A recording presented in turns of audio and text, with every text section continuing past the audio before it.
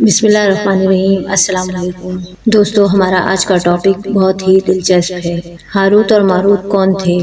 Harut اور ماروت دراصل اللہ تبارک و تعالیٰ کی طرف سے دنیا میں بھیجے گئے انسانی شکل و صورت میں دو فرشتے تھے۔ اور یہ زمین میں کیوں بھیجے گئے اور دنیا میں ایک حسین و جمیل عورت جس کا نام زارا تھا، اس کے ساتھ ان فرشتوں کا کیا تعلق تھا؟ اور دنیا میں آ کر ان فرشتوں سے ایسی کون سی غلطی سرزد ہوئی جس کی وجہ سے انہیں بابل کے کنویں میں الٹا لٹکا دیا گیا؟ ہاروت اور ماروت کی حقیقت کیا ہے؟ اس واقعے کے اندر کتنی سچائی ہے؟ اور قرآن پاک میں اللہ تبارک و تعالیٰ اس واقعے کے بارے میں کیا ارشاد فرماتا ہے؟ ناظرین، ہاروت اور ماروت کے متعلق بنیادی طور پر دو طرح کی روایتیں ہمیں ملتی ہیں۔ ایک وہ جو قرآن و حدیث اور تابعین کے اقوال میں موجود ہے، اور دوسری وہ جو توریت، انجیل اور اسرائیلی روایتوں میں ملتی ہے۔ ان تمام تر سوالات کے جوابات ہم قرآن و حدیث کی روشنی میں آج کی اس ویڈیو میں بیان کریں گے، لہٰذا آپ لوگوں سے گزارش ہے ویڈیو کو اینڈ تک دیکھیں تاکہ آپ کو بھی معلومات سے آگاہی ہو سکے۔ اللہ تعالیٰ نے زمین اور آسمان کے درمیان ایک پردہ رکھا ہے۔ حضرت ادریس علیہ السلام کے زمانے کی بات ہے۔ اللہ تعالیٰ نے ایک مرتبہ زمین اور آسمان کے بیچ کا پردہ ہٹا دیا۔ فرشتوں نے جب زمین کی طرف دیکھا تو سوچ میں پڑ گئے کہ بنی آدم کس قدر گناہوں میں ملوث ہے۔ قتل و غارت، چوری، زناکاری، غرض ہر طرح کے گناہ میں ملوث ہے۔ جب فرشتوں نے یہ سب کچھ دیکھا تو ان سے رہا نہ گیا اور انہوں نے اللہ سے کہا، اے اللہ، ہم نے ہمیشہ صرف تیری عبادت کی ہے اور ہم کبھی کسی گناہ کی طرف بھی نہیں جاتے، اور یہ انسان تیری نافرمانی کر رہا ہے۔ اگر ان کی جگہ ہم زمین پر ہوتے تو صرف تیری عبادت ہی کرتے، گناہ کا تو ہم تصور بھی نہیں کر سکتے تھے۔ اللہ تعالیٰ نے فرمایا، آدم کو غصہ اور شہوت دی گئی ہے، اسی وجہ سے انسان زیادہ گناہ اور برے عمل کرتا ہے، اور یہی صفات اگر تم لوگوں کو دی جاتی تو تم لوگ بھی بھٹک کر برائی میں مبتلا ہو جاؤ گے اور میرے نافرمان ہو جاؤ گے۔ تو اس بات پر فرشتے بولے، یا رب العالمین، ہم ہرگز گناہ کی طرف نہیں جائیں گے۔ اللہ تبارک و تعالیٰ نے فرشتوں کو آزمانے کے لیے حکم ارشاد فرمایا کہ اپنی جماعت میں سے دو فرشتوں کو چن لو۔ تو فرشتوں نے اپنے گروہ میں سے دو فرشتے جن کا نام ہاروت اور ماروت تھا چن لیا، اور یہ فرشتے اپنے گروہوں میں بے حد متقی اور عبادت گزار تھے۔ اللہ تبارک و تعالیٰ نے ان دونوں فرشتوں ہاروت اور ماروت کے اندر انسانی خواہشات پیدا کر کے غصہ اور شہوت ڈال کر زمین پر اتار دیا اور فرمایا، اب تم دونوں زمین پر انسانوں کے درمیان رہو، اور اب میں تمہارے اعمال کو دیکھوں گا کہ تمہارے اعمال کیسے ہوں گے۔ اور اللہ تعالیٰ نے فرمایا، جب تم لوگوں میں یعنی زمین والوں میں شامل ہو جاؤ تو تم پر 4 چیزوں کی پابندی ہوگی۔ پہلا، شراب نہ پینا، دوسرا، زنا نہ کرنا، تیسرا، قتل مت کرنا، اور چوتھا، مورتی کو سجدہ نہ کرنا۔ ان 4 چیزوں کی اللہ تعالیٰ نے ان پر پابندی عائد کر دی، اور اس کے بعد اللہ تعالیٰ نے لوگوں کے درمیان فیصلہ کرنے پر مقرر کر دیا۔ لوگ ہر طرح مسئلے مسائل لے کر آتے اور یہ دونوں فرشتے ہاروت اور ماروت ان کے مسئلوں کو سنتے اور فیصلہ کرتے، اور ایک طویل عرصے تک یہ لوگوں کے درمیان فیصلہ کرتے رہے۔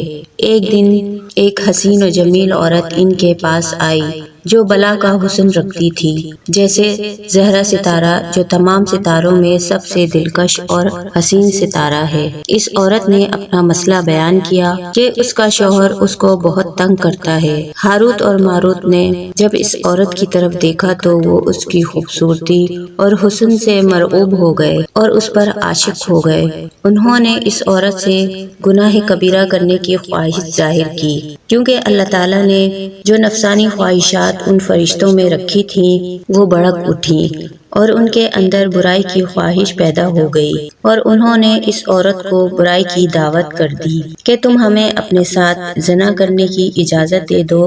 اس عورت نے ان کو منع کر دیا کہ پہلے تم لوگوں کو میری شرط ماننی ہوگی، اور میری شرط یہ ہے کہ میرے پاس ایک بت ہے، تمہیں اس کو سجدہ کرنا ہوگا اور میرے دین میں داخل ہونا پڑے گا۔ تب میں زنا کی اجازت دوں گی۔ ہاروت اور ماروت نے کہا ہم توبہ کرتے ہیں، اتنا بڑا شرک ہم سے نہ ہوگا۔ اس پر وہ عورت وہاں سے چلی گئی۔ کافی وقت گزرنے کے بعد وہ عورت دوبارہ آئی۔ ان فرشتوں نے اس عورت سے پھر اپنی خواہش کا اظہار کیا۔ اس عورت نے کہا اچھا تم بت کو سجدہ نہیں کر سکتے تو کوئی بات نہیں، تم ایسا کرو کہ میرے شوہر کو قتل کر دو، وہ مجھے اور زیادہ پریشان کرنے لگا ہے۔ اگر تم نے میرے شوہر کو قتل کر دیا تو میں تمہاری خواہش ضرور پوری کروں گی۔ اس پر ہاروت اور ماروت نے کہا نہیں، ہم کسی کی جان نہیں لے سکتے، یہ تو بہت بڑا گناہ ہے، گناہ کبیرہ ہے، ہم سے یہ نہ ہوگا۔ اس پر اس حسین عورت نے کہا کہ تم اگر یہ بھی نہیں کر سکتے تو کم از کم تمہیں میری خاطر شراب پینی ہوگی۔